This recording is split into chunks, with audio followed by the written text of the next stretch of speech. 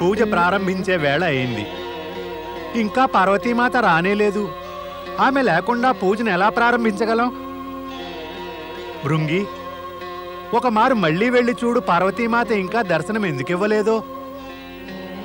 నందయ్య, నేను ఆమె గదిలోకి వెళ్ళినప్పుడు ఆమె కనిపించలేదు. కనిపించలేదా? అయితే ఎక్కడికెళ్ళుంటుంది? నారాయణ నారాయణ. ఓం నమః శివాయ. నందీశ్వర, మీ ఆశ్చర్యం చూస్తే నాకు ఆశ్చర్యంగా ఉంది. తమకింకా పార్వతీమాత ఎక్కడికెళ్ళిందో తెలియనే లేదా? మీరు ఆ పరమేశ్వరునికి ముఖ్య అనుచరులు, వాహనమాయే. పార్వతీమాత పరమేశ్వరుని అర్ధాంగి కదా. తమకు తెలియదా పార్వతీమాత ఎక్కడికెళ్ళిందో? ఆశ్చర్యం కాదు, అత్యాశ్చర్యం ఇది నందీశ్వర. ఈ ఆశ్చర్యానికి అవధులేవో ఉండాలి కదా దేవర్షి. పార్వతీమాత ఎక్కడుంది? దయచేసి తమరే చెప్పండి. అవధులు ఎటువంటివో తరువాత చెబుతాను నందీశ. కానీ మీరింతటి ముఖ్య విషయాన్నే మరిచిపోతారని మాత్రం నేను అనుకోలేదు. నేను ఏమిటి మర్చిపోయాను దేవర్షి? అదే, నేడు పూర్ణిమ కదా. అయితేనా? నారాయణ నారాయణ. నేటి తిథి పూర్ణిమ అని మీరు మరిచిపోతే తక్కినదేం గుర్తుంటుంది తమకు నందీశ్వర? ప్రతి పూర్ణిమకు పార్వతీమాత శ్రీశైల పర్వతానికి మల్లికార్జున జ్యోతిర్లింగ భక్తులకు దర్శనమివ్వటానికి, తన ప్రియపుత్రుడు కార్తికేయుణ్ణి చూడటానికి వెడుతుంది కదా. అవును, నేనది మర్చిపోయాను. పార్వతీమాత నేడు శ్రీశైల పర్వతం వెళ్ళుంటుంది. నేడు ఆమె లేకున్నా మనమే ఆ పరమశివశంకరుని పూజ జరపాలి. అవును నందీశ్వర, మనమందరము ఆ పరమేశ్వరుణ్ణి స్తుతిద్దాం.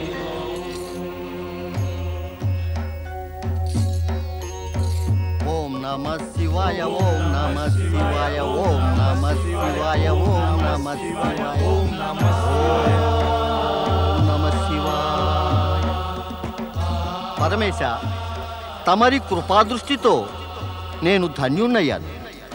అది సరే కానీ నారదా, నీ కృపాదృష్టి వల్ల ఎంతమంది ధన్యులవుతారో. అంటే నీవు నందికి పార్వతీదేవి ఇక్కడ ఉండకపోవడానికి కారణం చెప్పేశావు. ఒక్క మాట చెప్పు, నీవెక్కడి నుంచి వస్తున్నావు?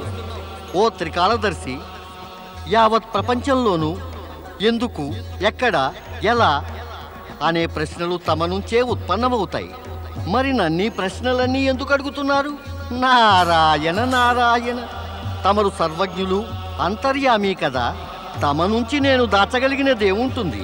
సదా భక్త ప్రహ్లాదుని గురించే ఆలోచిస్తానని తమకు తెలుసు. హిరణ్యకశిపుని పుత్రుడు ప్రహ్లాదుని గురించా? అవును పరమేశ. రాక్షస కులంలో పుట్టిన ప్రహ్లాదుడు రాక్షసుడు అయినప్పటికీ భక్తిలోనూ ధార్మికతలోనూ మానవులనే కాదు, దేవతలను కూడా మించిపోయాడు. అతడి రాజ్యంలో సుఖశాంతులున్నాయి. అతడి ప్రజలంతా తమ ఏలికను ఎప్పుడూ ప్రశంసిస్తూనే ఉంటారు. పరమేశ, తమరు సంతోషంగా లేరే? అలా గంభీరంగా ఉన్నారే? ఎక్కడో ఏదో రహస్యం దాగి ఉంది, నాకు కాదు గాని కేవలం తమకే తెలిసి ఉండాలి. ప్రహ్లాదుడు రాక్షసుల్లో తప్పబుట్టాడు.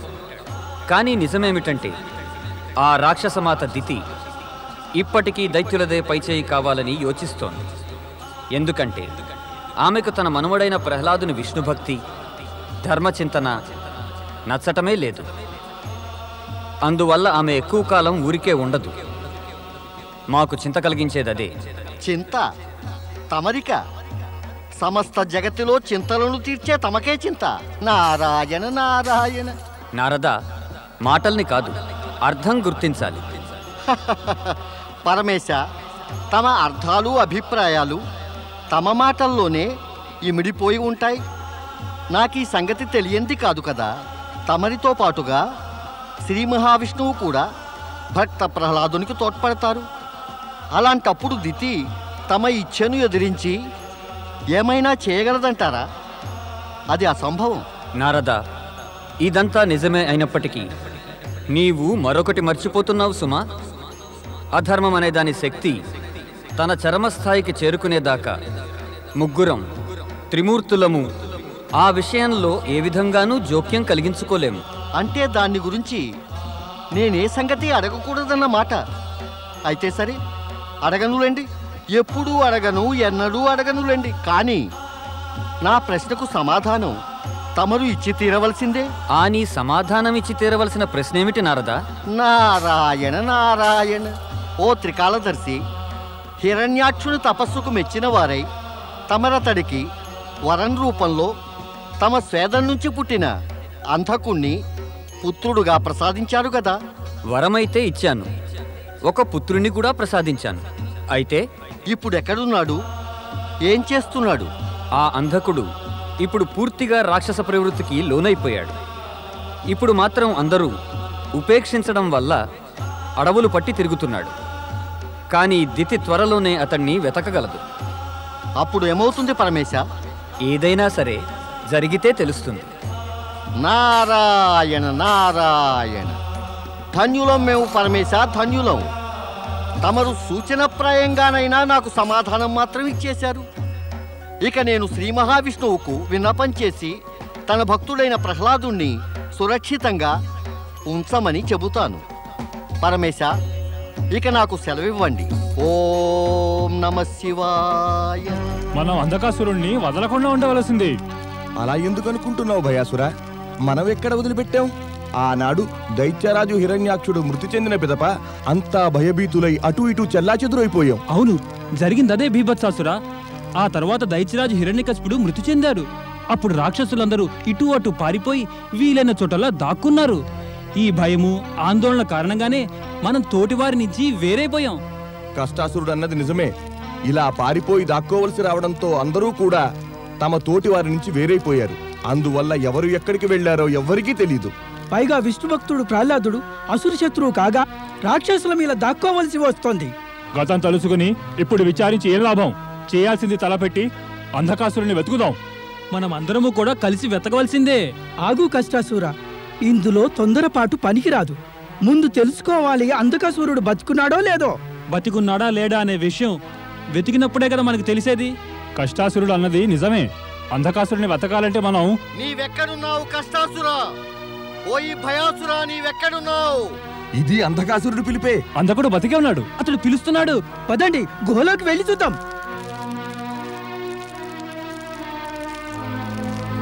దైత్యమిత్రులారా, ఎలా విడిపోయారు మీరు?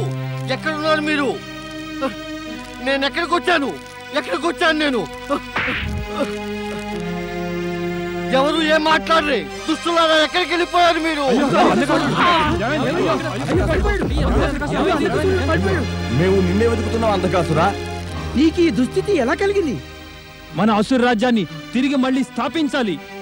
అందుకుగాను ప్రహ్లాదునిపై ఆక్రమణ చేసి అతన్ని నాశనం కావించాలి. ఆ పని నీ వల్లే కావాలి. మరి మీరంతా ఎక్కడికి వెళ్ళిపోయారు? అయ్యో, ఆ ప్రహ్లాదుడు విష్ణు భక్తుడు దైత్యద్రోహి అయిపోయాడు. అతన్ని మనం సంహరించేంత వరకు రాక్షసులకి ఔన్నత్యం కలగదు. ఒకటి మరొకండి, ప్రహ్లాదుడు శక్తిశాలి, నేను అంధుణ్ణి. అతడు నన్ను ఒక దెబ్బతో సంహరించగలడు. ఎలా సంహరించగలడు? మేము తప్పక మీ వెంట ఉంటాం. నీకు తెలుసు కదా, నేను భయాసురుణ్ణి. నన్ను చూసిన వారంతా భయంతో గదగద వణుకుతారు. నేనేమో వేదనాసురుణ్ణి.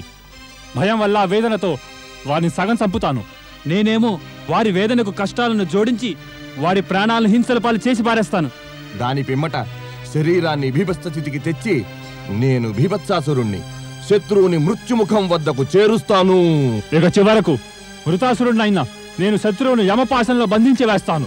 ఇప్పుడు చెప్పు అంధకాసురా, నీ వెంట మాలాంటి ప్రచండ రాక్షస శక్తులుండగా నీకు భయమెందుకు?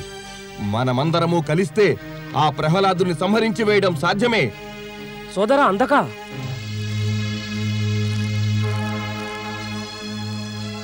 నీవిక్కడ అడవిలోనా? నేను నీకే ఎంత వెతికానో తెలుసా? ఎవరవు నీవు?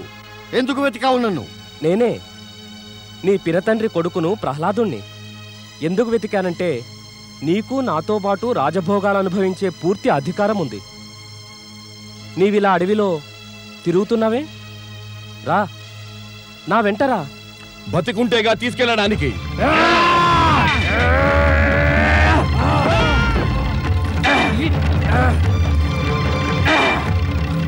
ఓరి దైత్యద్రోహి, కులభ్రష్టుడా! ఎవరిపై చూపుతున్నావు నీ పరాక్రమం? నీ బంధువులపైనేనా? నా అంధకుడిని వెతుక్కుంటూ నీవిక్కడికి వచ్చావా? నా అంతకుని చంపుదామనుకుంటున్నావా ఏమి? ఓరి కులద్రోహి, నీ కారణంగానే నా పుత్రుడు హిరణ్యకశ్యపుడు, నా పుత్రిక హోళిక చంపబడ్డారు. ఇక నీవు హిరణ్యాక్షుడు ఏకైక వరపుత్రుణ్ణి అంతకుణ్ణి కూడా చంపుతావా? వెళ్ళలేదు, అది ఎన్నటికీ జరగనివ్వను. పితామహి, మీరెందుకు అనుకుంటున్నారు నేను నా సోదరిని చంపదలుచుకున్నానని? మీరు నాపై మోపిన నిందలేవి కూడా నిజం కానే కావు. నాకు ఈ అంధకుడి పట్ల సద్భావనే ఉంది. ఇతన్ని నేను వెతుకుతున్నది నా వెంట తీసుకువెళ్ళి నాతోనే ఉంచుకుందామని. చాలు చాలు, సత్పురుషుడిలాగా నాటకమాడే అవసరమేమీ లేదు. నాకు నీ సంగతి బాగా తెలుసు. తన తండ్రిని మేనత్తను కాదన్నవాడు తన పెత్తండ్రి కొడుకు కోసమని వస్తాడా? ఇలాంటి అబద్ధాలను బుద్ధిహీనులు కూడా నమ్మరు. నన్ను తప్పుగా అర్థం చేసుకుని నా పట్ల అన్యాయం మాత్రం చేయకండి పితామహి. గౌరవనీయుడైన నా తండ్రికే మీరు గౌరవనీయులు, అందువల్ల మీరు ఎంతో పూజనీయులు. కట్టిపెట్టు మోసం కపటంతో నిండి నిన్ను తీయని మాటలు. నేను నీ భ్రమలో పడేదాన్ని కాదు. ఓ సంగతి మరొక, నీ జన్మదాతకే జన్మధాత్రినని. నీవిక్కడి నుంచి వెళ్ళిపోవడం నీకే మంచిది. నా క్రోధం మృత్యువు యొక్క కరాళ రూపాన్ని ధరించకముందే నీవెక్కడి నుంచి వెళ్ళిపో. కోపగించకండి పితామహి, క్షమించండి, నేను వెళ్ళిపోతాను.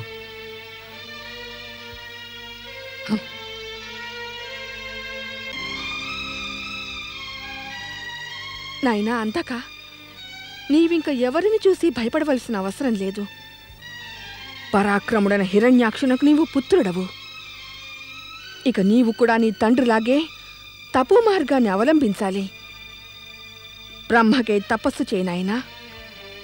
రాక్షసుల ఔన్నత్యం కోసం నీ అంధత్వం నుంచి విముక్తి పొందడానికి బ్రహ్మ నుంచి వరాలను సాధించుకో. నీ తపస్సుకు మెచ్చిన వాడై బ్రహ్మ నీకు తప్పక వరాలనిస్తాడు. నేను మీ ఆజ్ఞను పాటిస్తాను పితామహి. నీకు శుభం కలుగుతుంది నాయనా.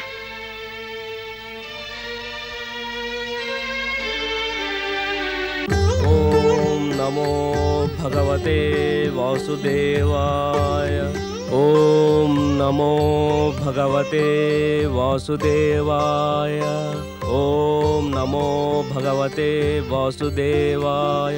ఓం బ్రహ్మదేవాయ నమః. ఓం బ్రహ్మదేవాయ నమః. ఓం బ్రహ్మదేవాయ నమః.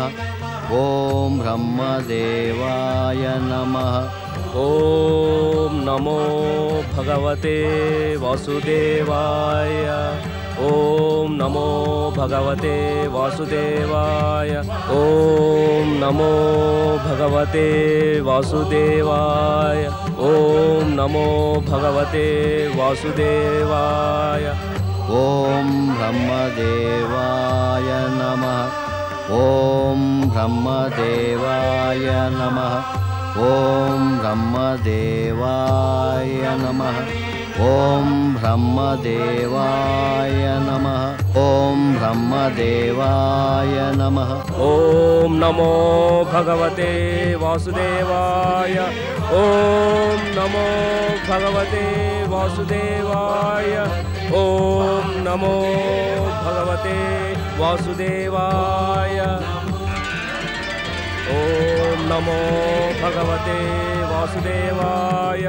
ఓం నమో భగవతే వాసుదేవాయ. ఓం నమో భగవతే వాసుదేవాయ. ఓం నమో భగవతే వాసుదేవాయ. ఓం నమో భగవతే వాసుదేవాయ. భక్త ప్రహ్లాద, ఓం నమో భగవతే. కళ్ళు తెరు. ప్రభు, నీవు ఆవాహన చేయగా మేము వచ్చాము. హరి పరాత్పర. లే భక్త ప్రహ్లాద. పరాత్పర శ్రీహరి. నీ మనసులోని మాట చెప్పు. చెప్పు, ఎందుకు పిలిచావు మమ్ము? అంతర్యామి, తమకు తెలిసినదే కదా, నేను మా పెదతండ్రి కొడుకు అంధకుడికి చెందవలసిన అధికారాలు అప్పగిద్దామనుకున్నాను. కానీ అందుకు విపరీత పరిణామమే కలిగింది ప్రభు. పితామహి దితి ప్రేరణతో అతడు దైత్యులకు ఔన్నత్యం అంతటినీ సాధించి పెట్టడానికి కఠోర తపస్సు చేస్తున్నాడు ప్రభు. నా భయమల్లా అతడి తపస్సుకు మెచ్చినవాడే ఆ బ్రహ్మదేవుడు కనుక అతడికి వరమిస్తే మళ్ళీ ఈ లోకంలో అసురుల సామ్రాజ్యం స్థాపితమవుతుందనే ప్రభు. అలా జరిగితే ధర్మం, భక్తి అవహేళనకు గురి అవుతాయి ప్రభు. దుష్టశక్తులదే కనుక పైచేయి అయితే సత్పురుషులకు కష్టాలు పెరుగుతాయి. అందుచేత భవిష్యత్తులో అరిష్టం ఏమీ కలగకుండా దాని పరిష్కారానికై నేను తమరిని ఆవాహన కావించాను ప్రభు. సజ్జన దుర్జనుల మధ్య ఉండే తేడా ఇదే ప్రహ్లాద. దుర్జనులు కేవలం తమ ప్రస్తుత సుఖాలనే కోరుకుంటారు, కానీ సజ్జనులు యావత్ ప్రపంచంలో ఉన్న వారందరికీ శుభం కోరుకుంటారు. నీవు అదే చేశావు. ఒకటి మాత్రం మరువద్దు, నీ పెత్తండ్రి కొడుకైన అంధకుడు పరమేశ్వరుడి స్వేదం నుంచి ఉత్పన్నమైనవాడు. హిరణ్యాక్షుడు అతన్ని శివుడి నుంచి వరం రూపంలో పొందాడు. శివలీల వల్లనే అంధకుడు తపస్సుకు ప్రేరితుడైన వాడై అసురులకు ఔన్నత్యం కలిగిస్తాడు. కానీ అసురుల ఈ ఔన్నత్యమే వారి దుష్కృత్యాల వల్ల పతనానికి కారణమవుతుంది. అధర్మపరుల ఔన్నత్యమే వారి పతనానికి కారణం. అవును ప్రభు, అలాగే జరుగుతుంది కదా. అధర్మ అహంకారాల వల్ల వారి అధర్మం దుశ్చర్యల రూపు దాలుస్తుంది. దాంతో వారి వినాశం ఆరంభమైపోతుంది. యుగాల క్రితం శివతేజం నుండి ఉత్పన్నమై తన రాక్షస ప్రవృత్తి వల్ల శివక్రోధానికి గురయ్యాడు. అతడు కావాలంటే సన్మార్గాన్ని అవలంబించి శివకృపకు పాత్రుడవగలిగేవాడు. కానీ అధర్మం ప్రియమైనది, మనసును ఆకర్షిస్తుంది. ఇక అంధకుడు కూడా పరమేశ్వరుని చేతిలో మృత్యు చెందుతాడు. అందుచేత నీవు రానున్న అరిష్టం గురించి చింతించవలసిన అవసరమేమీ లేదు. నా చింతలన్నీ తమకే ఒప్పగించేస్తున్నాను ప్రభు. ఏమైనా జరిగేదేమంటే నీకు అంధకుడి వల్ల కష్టాలు తప్పవు. అయినా నీవు భక్త శిరోమణివాయే, చిరునవ్వుతోనే కష్టాలను ఎదుర్కొంటావు. మేము నీ వెంటే ఉంటాం ప్రభు.